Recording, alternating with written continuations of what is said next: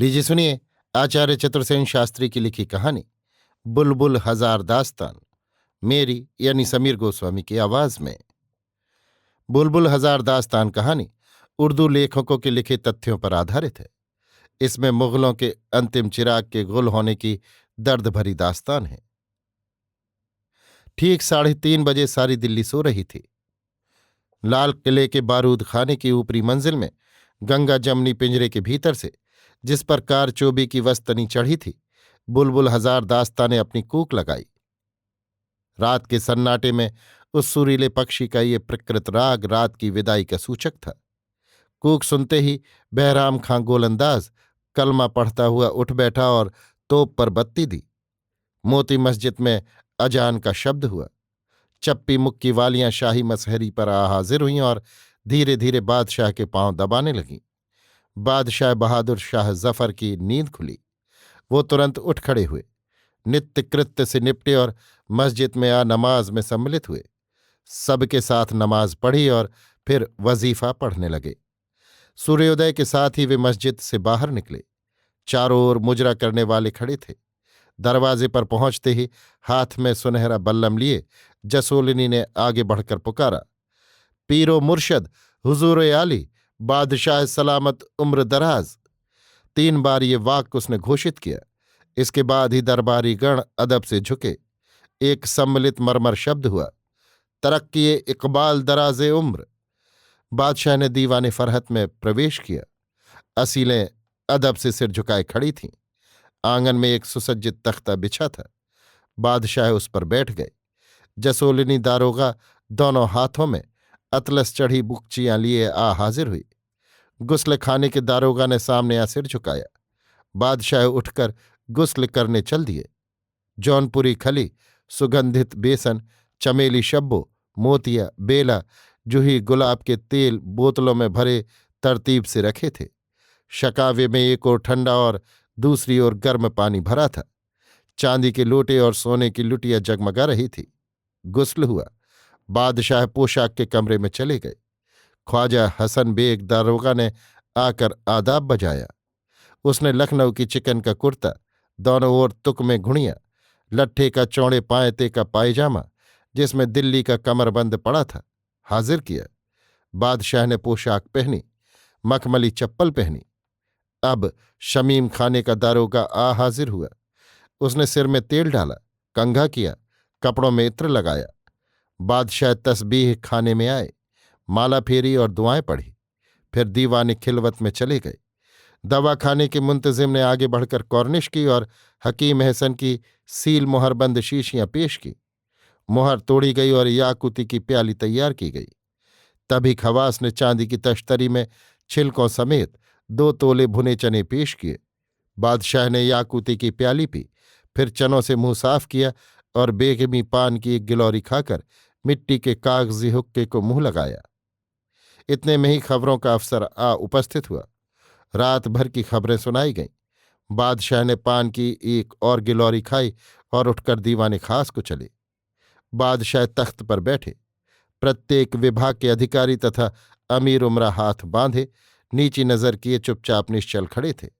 नकीब ने पुकारा, जल्ले इलाही बरामद कर्द मुजरा अदब से। ये सुनते ही प्रत्येक अमीर सहमता हुआ आगे बढ़ा, बादशाह की कॉर्निश की और हटकर पीछे अपने स्थान पर आ खड़ा हुआ। नकीब ने अमीर की हैसियत के अनुसार उसकी विरद बखानी।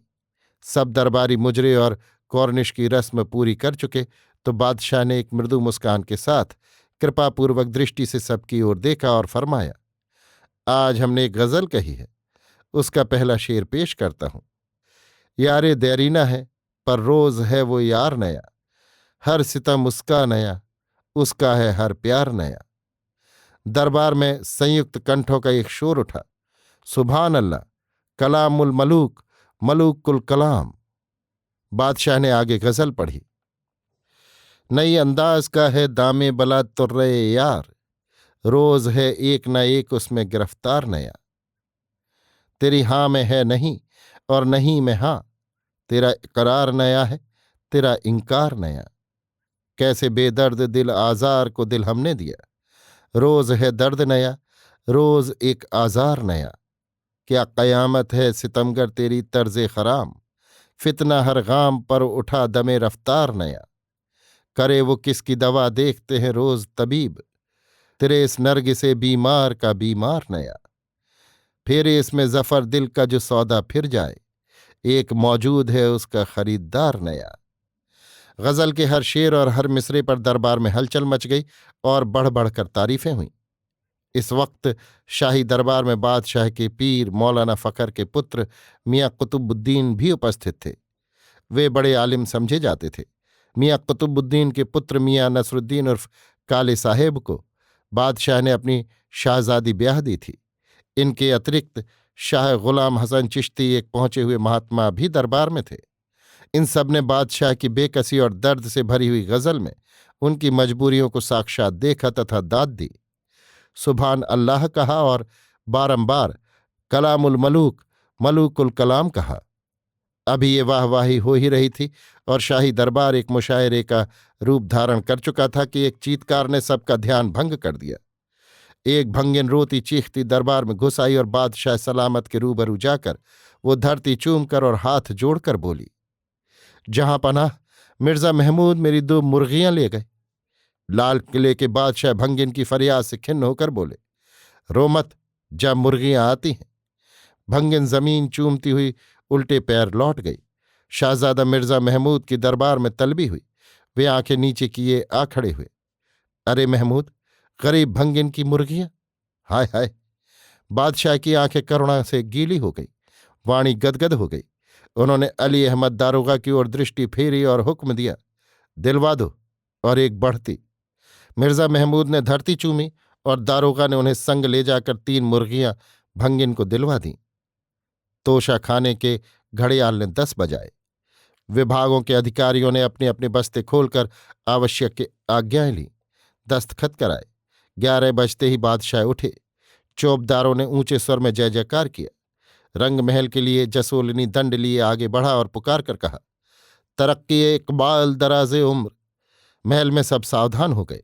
अब आगे आगे बादशाह और पीछे जसोलनियां, कहारनियां, कश्मीरनियां, हबशिनें, तुर्कनें मूर्छल करती चली। बीच बीच में पुकारती, अदब होशियार, अदब होशियार। महल में बड़ी बेगम ने खड़े होकर सलाम किया।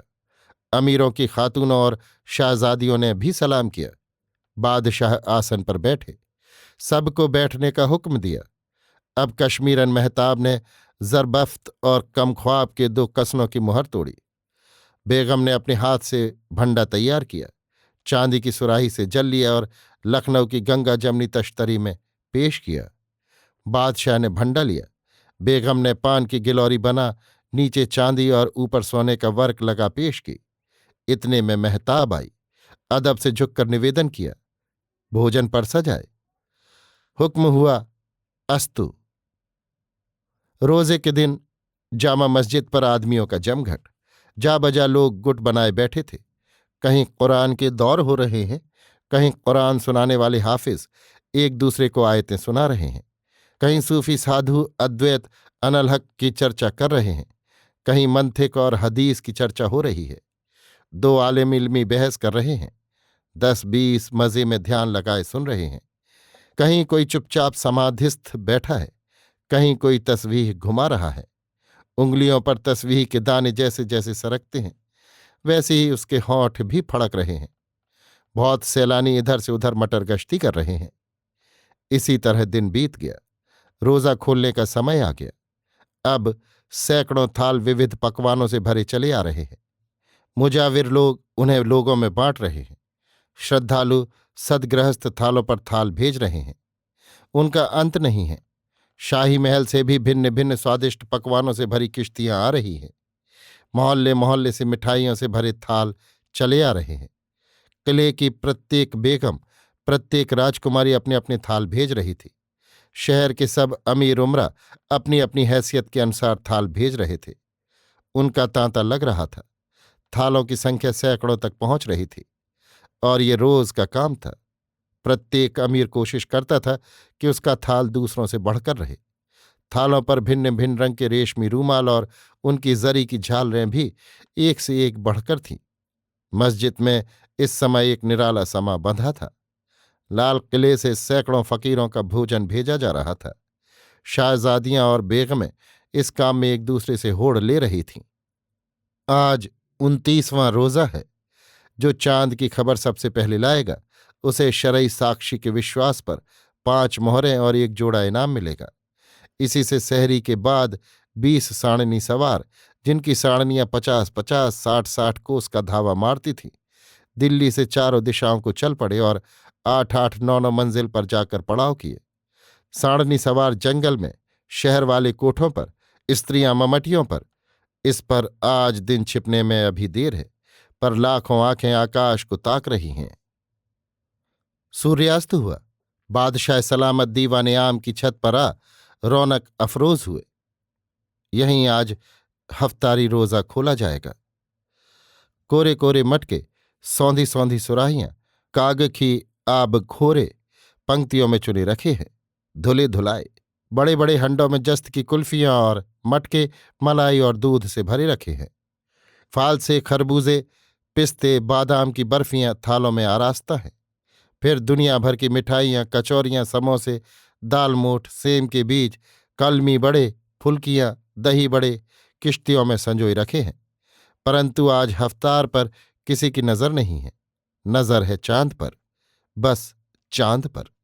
बादशाह ने सफ बांध कर नमाज पढ़ी और चांद को देखने उठ खड़े हुए।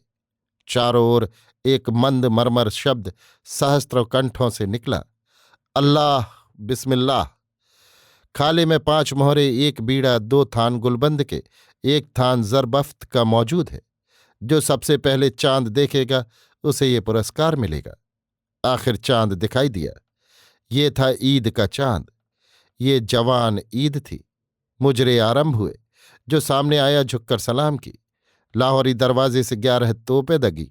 नौबत खाने पर धौंसे पर चोब पड़ी। जामा मस्जिद के हौज पर 32 गोले छूटे। शहर को ईद की खबर मिल गई और सारी दिल्ली ईद की तैयारी में संलग्न हो गई। ईद की खुशियां तो मंझले रोज ही शुरू हो चुकी थीं। घर साफ किए गए थे। कमरे, दालान, अंगनई, दरीचों पर सफेदी की गई थी। फर्श धोए जा चुके थे। दर्जियों और धोबियों की चांदी थी।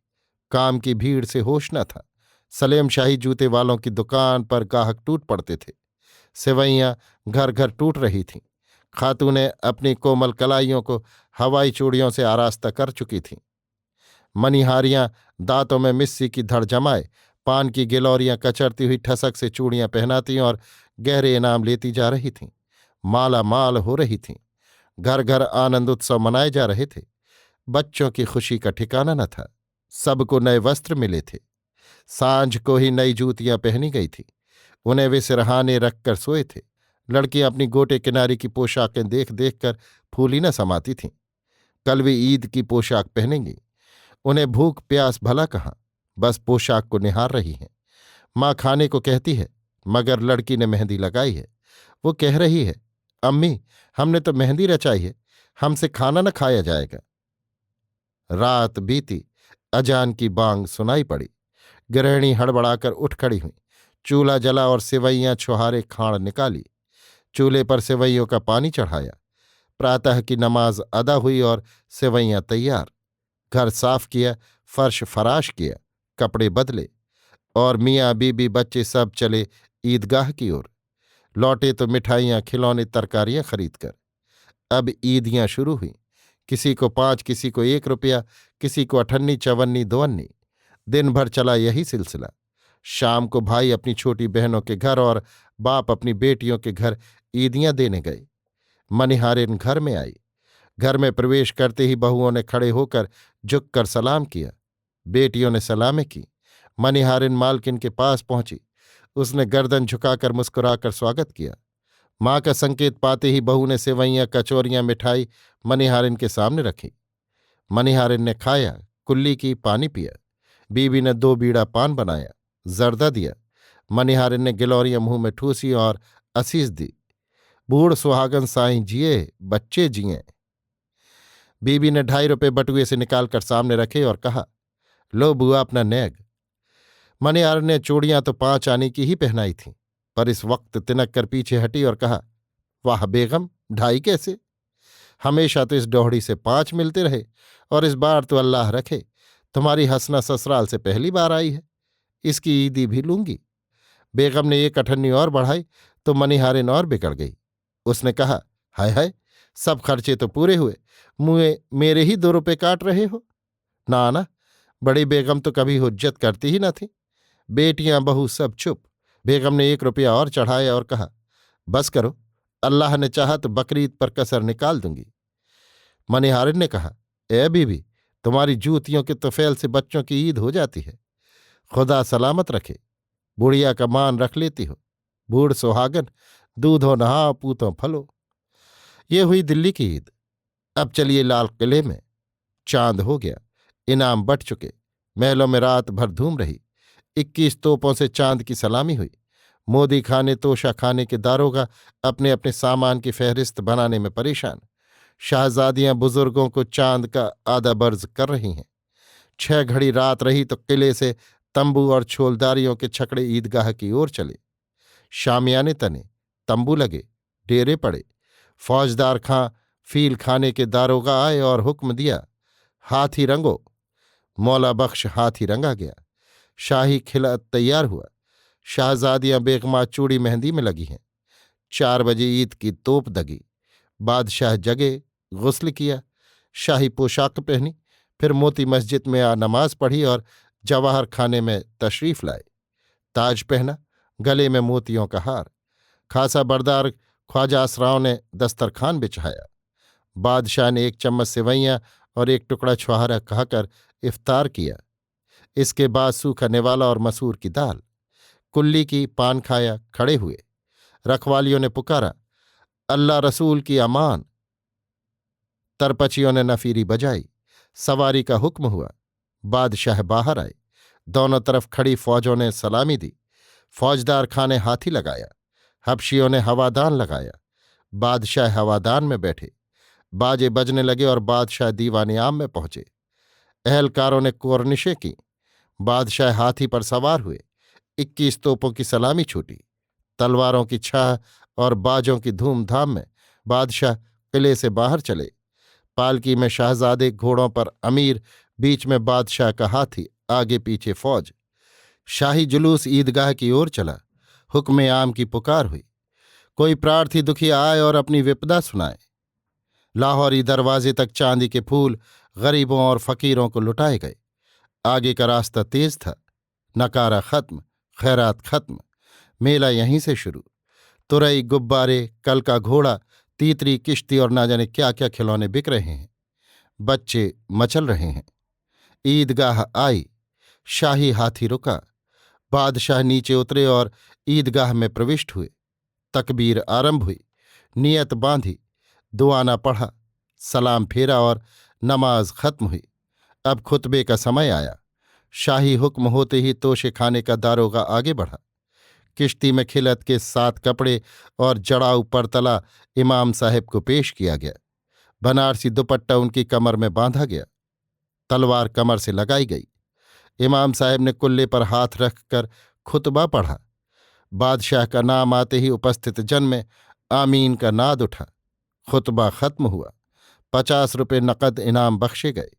बादशाह हवादान में बैठकर किले में आए। बादशाह दरबार खास में तख्त पर बैठे। कंपनी के रेजिडेंट ने आगे बढ़कर नजर पेश की, कॉर्निश की। फिर दूसरी भेंट हुई। इनाम बटे। 12 की तोप चली। बादशाह जनान खाने में आए। बेगमात ने भेंट दी। भोजन का समय हुआ। धौंसे पर चोट पड़ी। देग का लंगर लुटा। ईद का खाना बटा। ईदियां दी गईं। बादशाह दस्तरखान पर बैठे। रात हुई। ईद की रात। किले के चप्पे चप्पे, कोने कोने पर कंदीलें जगमगा रही थीं। वृक्षों पर कुमकुमे लटक रहे थे। मोती मस्जिद के कंगूरों पर अबरख की लालटेनें जड़ी थीं। नाच रंग संगीत से लाल किला चौथी की दुल्हन बन रहा था। 57 की आग दिल्ली में धाएं धाएं जल रही थी। दिल्ली में लूटपाट और खून खराबी का बाजार गर्म था। विद्रोही शहर में घुस आए थे।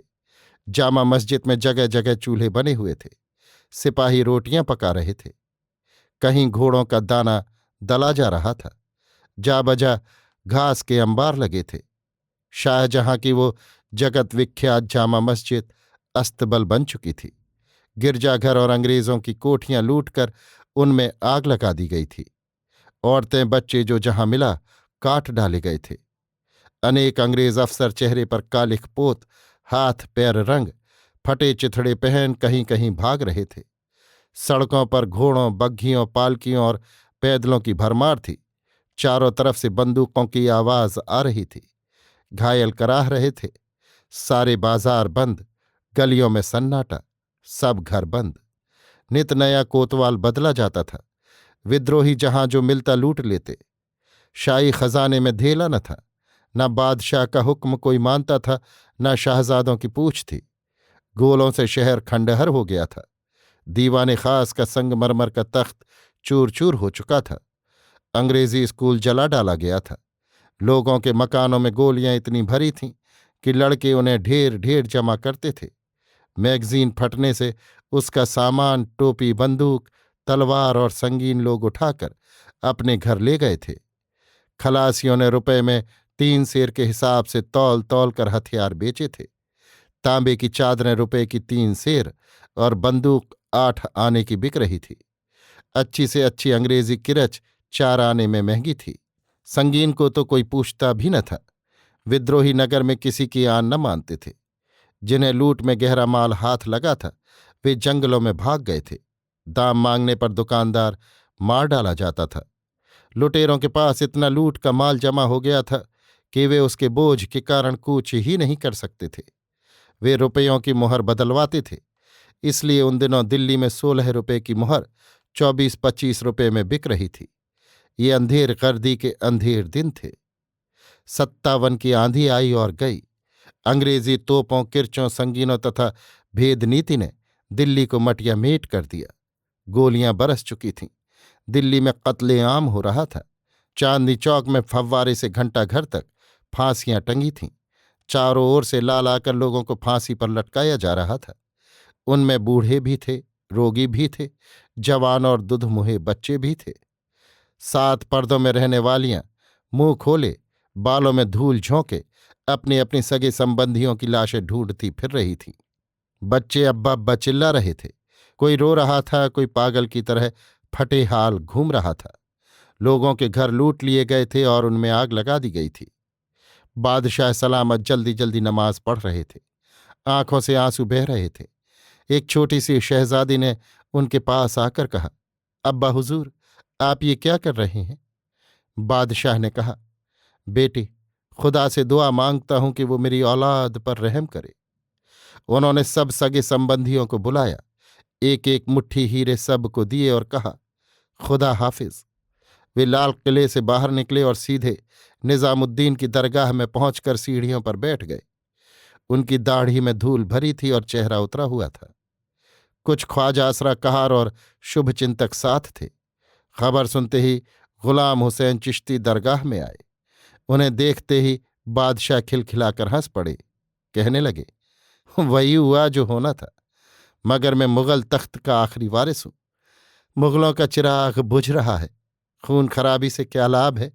इसी से लाल किला छोड़कर चला आया। मुल्क खुदा का है, जिसे चाहे दें। उन्होंने एक छोटा सा संदूक चिश्ती को दिया और कहा, ये तुम्हारी सुपुर्द है।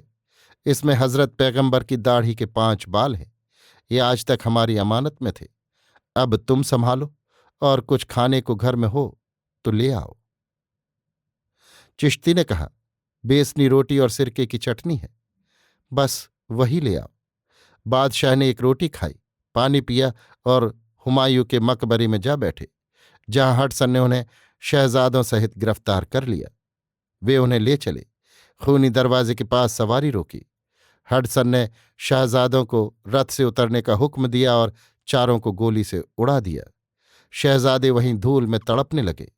तब हडसन ने तलवार से उनके सिर काट लिए और उन्हें बादशाह के सामने ले जाकर कहा, बहुत दिन से आपको शिकायत थी कि अंग्रेजों ने आपको खिराज नहीं दी।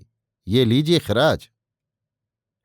बादशाह ने देखा और कहा, ये तैमूरी खानदान के बच्चे हैं जो सुरखरू होकर बाप के सामने आए हैं, और मुंह फेर लिया। वही बदनसीब दीवाने खास था। बादशाह पर मुकदमा चलाया जा रहा था। लेफ्टिनेंट कर्नल डास प्रधान विचारक की कुर्सी पर थे और बादशाह बहादुर शाह जफर अभियुक्त की जगह। दीवाने खास की छतें लरज रही थीं और खंभे कांप रहे थे। अदालत ने बादशाह पर फर्द जुर्म लगाई।